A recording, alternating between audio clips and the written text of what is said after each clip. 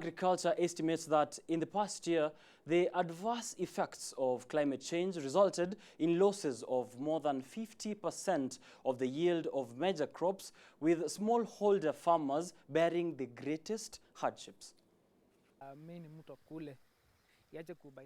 Justice Mbidi, a farmer, earns his living from tending to smallholder farms in Kenya's Machakos County. He says crop production has declined over the years. Earlier this year, all the farms that he tends to were ravaged by flooding that affected many parts of Eastern Africa. He says farmers suffered great losses.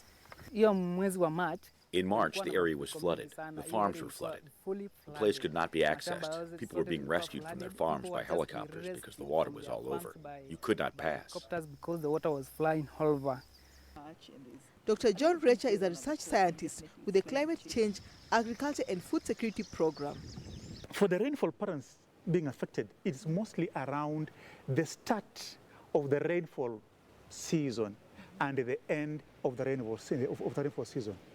Typically, of late, the rainfall seasons are starting late and also ceasing early, which means the length of growing period for any given crop is mostly getting shortened. In Murang'a County, Benson Kamurwa was taking advantage of the floods by storing water in a reservoir that he dug by himself after years of experiencing little, unreliable or no rain at all in his home area.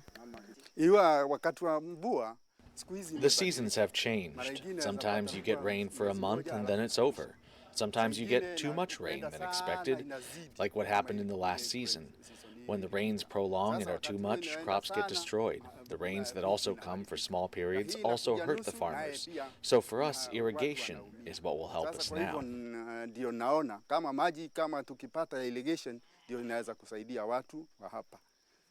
Kamurwa is one of the thousands of smallholder farmers in Kenya who are having a hard time adapting to the effects of climate change, so they innovate ways to deal with the changes. His reservoir, he says, holds more than 9,000 liters of water and he irrigates his farm during the dry seasons.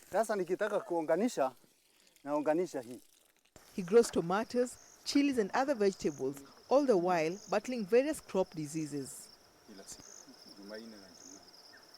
Recha says frequent dry spells and flooding combine to threaten food security in Africa.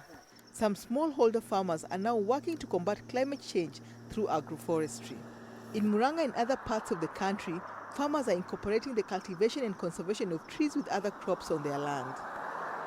If the status quo remains, things will be quite harsh on us, because climate change is real. The drought, for example, in Africa, it has ravaged so many African countries for the last 2-3 years. And I think the issue is what it is that even African governments and individuals alike can be able to do to be able to start thinking of combating the effects of climate change. And I think some of the issues that are leading bring about climate change, they are issues of our own making, like cutting down of trees. It is something that we don't require external support to be able to do. We can plant our own trees and